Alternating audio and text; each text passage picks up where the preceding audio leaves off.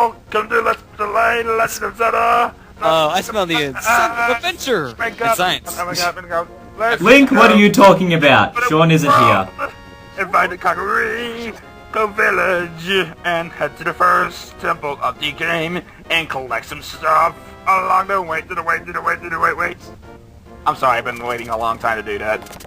I have to say though, I really do like how the overworld theme sounds in A Link to the Past. I kind of like how the bass in the background's just been played by a bassoon. It's like this, I could just picture this really happy bassoon player in the background just going do do do do do do do do. It kind of sucks that Kakariko is like literally the only village in the game. I don't count Village of the Exiled Village or whatever the crap it's called. I kind of want to go back, but we get way too far ahead. But no offense there, Ken. You're no Brent of Loss. Kind of good lab living now. Yeah, we are talking to this old lady because the game kind of wants us to. We could.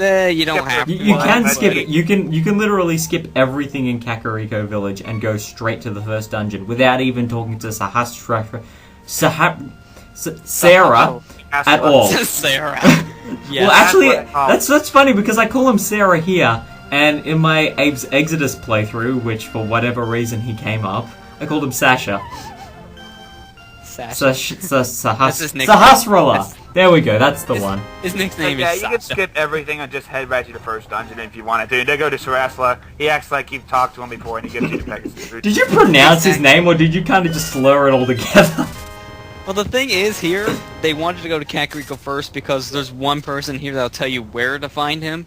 Because your first time playing, you had no idea where to go. But if you played it, obviously you can completely skip it. But you do want to come to Kakariko anyway because you have a lot of good stuff to get. There are a lot of items hidden here. Bottles we can get here. There's an item we can grab. Some heart pieces. There's a lot we can do in Kakariko right now. But sadly, it doesn't play a much of a role outside of the first time you come here. Unfortunately. For being the only village in the game, it should have played more of a role. And yeah, admittedly, later in the game to do more, but like Ken said, yeah, there's not too much. We have interaction here. In fact, we barely have to talk to anyone here. The only reason you'd want to return to Kakariko later in the game is one, a magic upgrade, and two, a sword upgrade. But that's literally about it. Yeah, well, because the only other reason you are required to come back here for one of your items, because you know when you get your warping ability, you need to come here in order to activate it. Otherwise, still, Kakariko could have played a bigger role for being the only village in the game. And that's the thing, because most of the time, if you did come back, anything that you learn is pretty much information that by the time you learn it, you already know it. Or just, hints about stuff that happens later in the game that by the time you get to it, you might actually end up forgetting on your first time through. The stuff that the guy on the first floor of this building said in particular about Blind the Thief. And that doesn't come into play until at least... This village only changes once in terms of like what people are doing and such. It only changes once in the game, and that's when you beat Aghanim and a bunch of crap happens. Yeah, but I want to mention, because you brought up there, that one guy in that building we were just in talks about Blind the Thief. We don't see Blind the Thief until pretty much past the halfway point in the game. Yeah, we don't see him until the fourth Dark World dungeon, and by then we're about 2/3 of the way through the flipping game. or in this LP's case, the third Dark World dungeon. Okay, let me. Why? Why would you go there first? I'll explain it later once I get down the road, but believe me, I have a good reason for doing that. Okay, I need to go back here before we get way too much off topic again. Blind the Thief is mentioned here. He is lost, technically, even though, like Molly said, we see him in the fourth dungeon. The thing is, I don't know, they don't explain how this works, but Blind the Thief goes from the light world to the dark world. That doesn't make sense. They never explain it, though. I suspect evil. Well, a lot of people ended up in the dark world when you think about it. I expect Aghanim. Because of the way this kid's sprite looks, I always used to think it was a little girl with pigtails. But then when I saw the credits sequence, I realized the person didn't have pigtails, and I'm going, "You're not a girl." What? Well, that's the thing. I thought, why? How did you steal that kid's bug catching net? I am confused.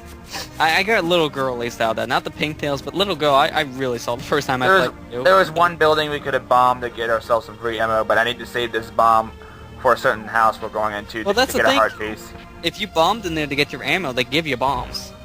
I thought Yeah. that was to get another hunt. Oh, I haven't played this game in a while. I must be mistaken. Sadly, I didn't talk to these guys. I don't know why I forgot, but basically this kid sealed up the door to his brother's room because he's an He's asshole. a jerk. That's the No. best way to put it. But They had Ken, a fight, wasn't they there? want to talk. Ken, wasn't there another house in Kakariko that had a bombable wall, and the house that's full of all the cuckoos? Isn't there a heart piece in there? There's just arrows, I think. Well, that's Oh, I thought, or No. just rupees, Ken, whatever. you're wrong on that one. It's either 20 rupees or arrows. It depends. If you have arrows coming in there, they give you arrows. But if you don't have any, they give you 20 rupees. Okay. Doesn't make sense, but yeah. They give you rupees if you don't have them. Okay, so the Ruby off lantern might is be- the only item. And I if think this it's- was Zelda 1, those two things would be exactly the same, and the Kakariko Village music's still playing this far down. In the Yeah. Game Boy Advance version, it changed to the overworld by now. Yeah, no, they kind of fixed that up because that's not part of Kakariko, but in the SNES version, they counted it still as Kakariko. I think it's reasonable to count it as Kakariko because you still have two houses outside of there. Hmm. Yeah, I do. But Yeah, the but- GBA version kind of fixes up in a bit because that's kind of counted as overworld. Well, keep in mind there is gambling there, so I don't Yeah. think the people of Kakariko Oh yeah, are too three keen. houses. My bad. But yeah. Why Link's house is in the middle of nowhere, I will never know. It seems to always be in the middle of nowhere when I think about it. Well, you see, Link is not that very wealthy of a man, and that's all he can afford. It's like the cheapest lot you can find.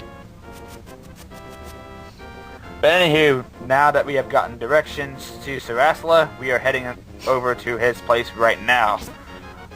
I don't Every remember if time there was you a reason pronounce why it. it was explained why he moved away. Was there? I forget. I think it's maybe the danger that Yeah. Agon presented. It was more because Kakariko was being guarded now by the guards. because the sacrifice requires the descendants of the Seven Sages, and because Aghanim couldn't get his hands on Sahasrahla, he had to make do with other maidens descended from the sages, and so Sahasrahla is safe, but Zelda's in a bit of strife by being alive and nearby. Yeah, because Sasha here is in hiding, Zelda was the one that had to be supplemented. Jesus, people are just jumping straight to the point here. Uh-huh. You don't have enough bombs, so if you did, you would just get rupees back there. Kind of weird that the writing's like that, but when you think about it, the writing is, well, should I say more specifically, the translation is much better than most Super Nintendo games in the day. Ken, Barry, spelled completely different. No, but F-A-E-R-I-E, what? Believe me, there are bad translations for the Super Nintendo out there. I mean, I hate the Ted Woolsey translations for games Chrono Trigger, or Final Fantasy VI, or Secret of Mana. Lester, can I just go back a bit there? That writing of fairy, that's technically correct. It's the Nordic pronunciation, I think, or more the ye olde spelling, but it's still technically correct. At least, okay, look at it this way. At least the sentences they say sound like something somebody would actually say. Well, yeah, I do agree with that, but I didn't think the fairy was actually spelled correctly in a sense, because... This is why I hated Ted Woolsey as a translator. I know a lot of people love Ted Woolsey, but I hate his guts. Oh, you're not getting the rupees? I totally forgot, actually. Yeah, there's like 100 rupees you can get if you walk down the left there and open up some chests. Do you know, for the longest time I actually didn't know. I actually discovered it while watching... Might have actually been Ken's playthrough, I'm not totally sure. Well, if he skips it, then probably not. Yeah. Well, no, he's referring to the one on my old channel. Yeah, the one on his old channel. Yeah. I was about to say, this one, no, probably his older one, yeah. We got the map! Ken probably doesn't need it, neither would I, because this is actually a fairly straightforward dungeon, which is nice. Well, the thing is, you pretty much never need the mask for any of these dungeons if you played it already. So, I've beaten it more than any person should, so... You're just mainly getting them to show them off and to show where they are. Yeah. It's like for the true completionist's sake. Granted, once I get to the Dark World, I pretty much go, I need the map, and I need the compass, because I can't find a darn thing. The only dungeon Dungeon 5 in the Dark World. The only dungeon that I don't really need to start using the map until level 5. Yeah, because level 5 is the most confusing out of the Dark World dungeons at first because, well, It's really laid out in the way where you. Oh, Oh god, I gotta record that place. oh, next. the Ice Palace. Oh, I Yeah, hated I'm gonna the. mention I when we hate get the there. Ice Palace. I It's hate really the Ice quick Palace. if you know your way through, but it takes a I'm lot gonna of mention it memorization. when we get there, though. But they changed up the Ice Palace a little bit in the GBA version. There's one part in the Super Nintendo where if you got the level 6 dungeon beaten first, and you got the cane of Somalia, I think it was called. What? I don't know the exact name, but the red cane. You can actually sequence break that one part in the dungeon. But in the GBA version, they changed it in a way where you can't. It's like 2 rooms that pretty much changed up. We'll see when we get there, but it's the only real major thing I noticed change between the GBA and the SNES version. Everything else was pretty much left intact. Regardless, either way, the Ice Palace is just awful. I mean, I had probably less trouble with that.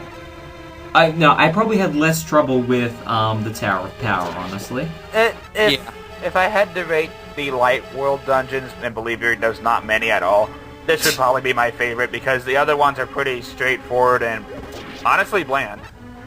The Desert Temple's kind of clever, and I guess the Tower of Terror is just Really short. ridiculous. It's really Tower of Terror is ridiculously simple. I think the only thing that might trip you up is trying to get the Moon Pearl. Because I know a Yeah. lot of people do miss that. because the Moon Pearl is completely skippable. I mean, mind you, you pretty much need to beat the game. You really have to do some clever stuff if you don't grab it, which I cannot imagine someone beating the game without it. You beat Aghanim and then suddenly, oh, I'm a bunny.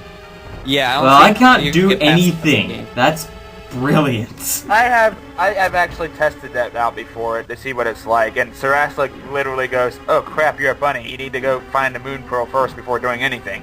Well, Yeah, I remember because I you watched literally one can't do playthrough- anything without it. I remember I watched one playthrough of this game, and that person I was watching, they completely forgot about it. So, That I might actually have- think it was NCS. That might have actually been... I remember back when Jarrett was still doing stuff with camcorders, I remember he started a Link to the Past blind playthrough, and I remember, I think he had trouble with the Moon Pearl. I seem to recall. Which is Well, I funny know it wasn't because like every his. dungeon I has never an item, did it that. seems, and like it's like something you know you can't forget. Good old Temple of the Now, Item. the one nice thing about this game, the big key you can use for so many things. It's like the most useful of all the main keys you get. These guys are annoying. They And yeah, think those things are magic. annoying, but later on when you're able to go ahead and just turn them into fairies, they're really helpful. Yeah. But the big key you can pretty much use to unlock all these different doors and get the main item. That's really helpful. And I like how Big they keys changed is- up a bit. It's like a master key. Big keys are fantastic. Oh, Granted, yeah. it would be even more awesome if it was like the Master Key from Zelda 1 that you could use, or the Magical Key rather, that had the lion's head on it that you could use just Yeah. as an And we get the bow, key. the only real interesting item out of all the dungeons in the Light World, sadly. Well, yeah, I would say maybe the mittens would be the second best, but well, you kind of need those. And yeah, see the pronunciation of fairy right there. That at first I saw that really did not look right. It's a correct. It looks like a it's a translation. correct spelling. It's a correct spelling, and I guess maybe because of the whole ye olde ancient medieval look they were going for with Zelda, I guess it fit a bit better in the translator's mind. But Yeah, when I, mean, first played, I noticed that, but now looking over the years, I always thought it was a translation error. Well, And they just that- left it in. speaking of translations, what is your guys' opinions about the translation in this game? Now that I think of it, It's a pretty good translation, in all honesty. For in an my SNES. opinion, it's the second best translated game under Super Nintendo, next to Illusion of Gaia. Illusion of Gaia had an amazing translation for its time. My God.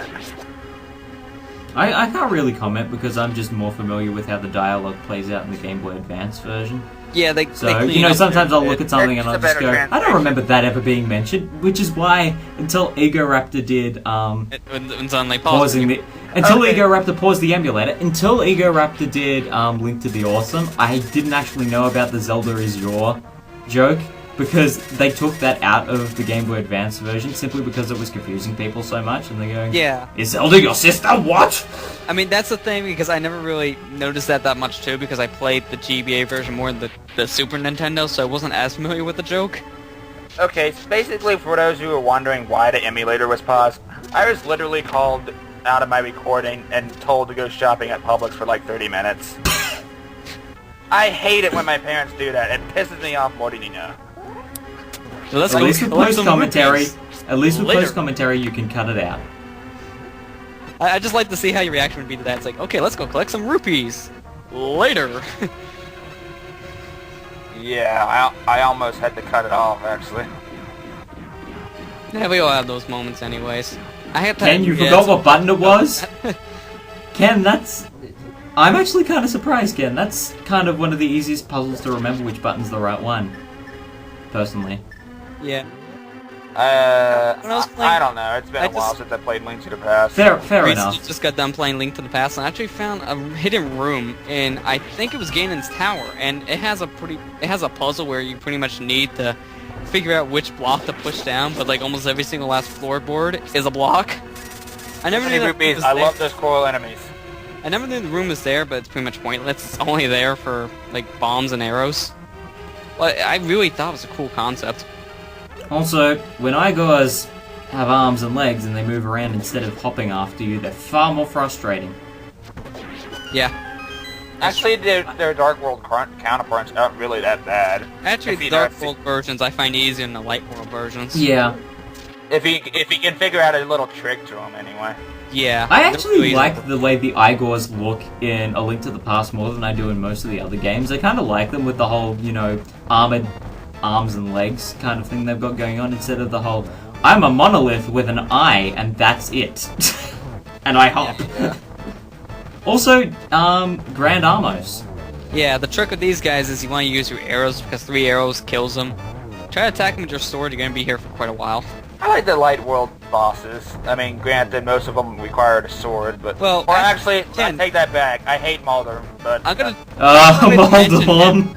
I was gonna mention Mulder. Have you ever tried using the ice rod on him? No, I have not. Does a lot of damage, surprisingly. Well, that's the thing. If you get the Ice Rod early game and you use it on the Light World bosses, it completely destroys most of them. I know that, mainly Mulder, because, like, 2 hits and it's dead. 2 hits and Mulder's dead with a light ice rod's that great. The land molars in the second dungeon completely destroys them. And I know for, like, the boss of the 3rd dungeon in the Dark World, the Fire Rod annihilates them. Yeah. But yeah, that is the end of part 2, my friends, and next time we're going to take on the Desert Temple and such. So see you guys then.